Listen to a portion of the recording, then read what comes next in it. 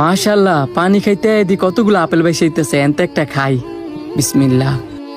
বাহ, আপেলগুলো তো ভারী মিষ্টি। আল্লাহ, এটা আমি কি করতেছি?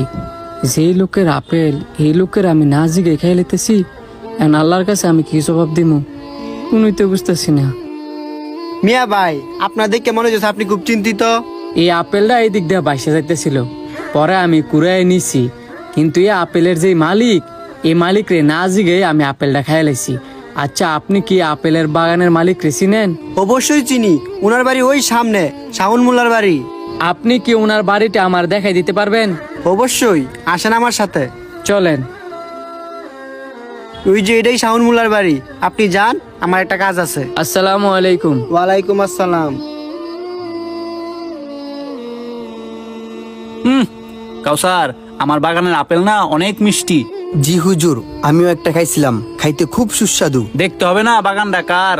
আসসালামু আলাইকুম। ওয়ালাইকুম আসসালাম। কে তুমি?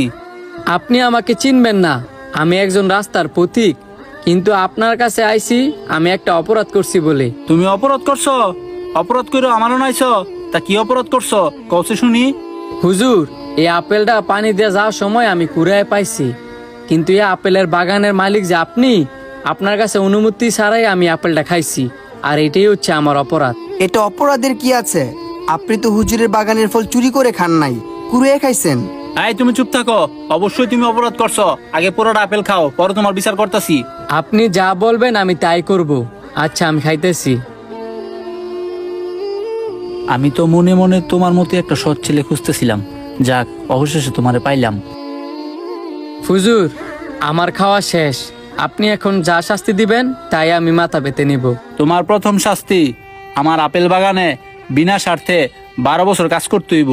আমার দ্বিতীয় শর্ত, আমার একটা মেয়ে আছে, আমার মেয়েরে তোমার বিয়ে করতে হইব। আমার মেয়ে দেখতে সুন্দর না, চোখে দেখে না, কথা বলতে পারে না, ভালো করে হাঁটতেও পারে না। হুজুর, আপনার সব শর্তে আমি রাজি আছি। আপনার মেয়েকে আমি বিয়ে করব, 12 বছর আপনার বাগানে কাজও করব, কিন্তু হুজুর আমার কিন্তু আপনার মাফ করে দিতে হইব। অবশ্যই আমি তোমাকে মাফ করে দিব। আমি যে শর্তগুলা দিছি আগে সেই শর্তগুলা পূরণ করো, আর আজকে আমি আমার মেয়েকে তোমার সাথে বিয়ে দেব। তুমি নিজেকে প্রস্তুত করো। জি হুজুর। কাউসার, তুমি আমার বেগমের কাছে যাও, গিয়ে আমার মাকে বলো রেডি করে দিতে, আর ওকে তোমার সাথে করে নিয়ে যাও, ওর রুমটা দেখায় দাও। জি হুজুর, যাচ্ছি। আসসালামু আলাইকুম, আপনি চলেন আমার সাথে। আসসালামু আলাইকুম। ওয়ালাইকুম আসসালাম। আসসালামু আলাইকুম। ওয়ালাইকুম আসসালাম। বাবা, তুমি কি কিছু বলবা? জি, বলবার জন্যই আসছি। আপনি আমার সাথে মিথ্যা কথা বললেন কেন? মিথ্যা কথা বলছি? কি এমন মিথ্যা কথা বলছি বাবা? আপনি বলছেন আপনার মেয়ে সুন্দর না, চোখে দেখতে পারে না, কথা বলতে পারে না, ঠিক মতো হাঁটতে পারে না, কিন্তু আপনার মেয়ে মাশাআল্লাহ অনেক সুন্দর, চোখে দেখতে পারে, কথা বলতে পারে, ঠিক মতো হাঁটতেও পারে। তাহলে হুজুর আপনি আমার সাথে মিথ্যা কথা কেন বললেন? আমার মেয়েকে আজ পর্যন্ত আমি ঘর থেকে বেরোতে দেখি নাই, সেই জন্য বলছি সে হাঁটতে পারে না। আমার মেয়েকে আমি আজ পর্যন্ত কারোর সাথে কথা বলতে দেখি নাই, সেজন্য সে বুবা।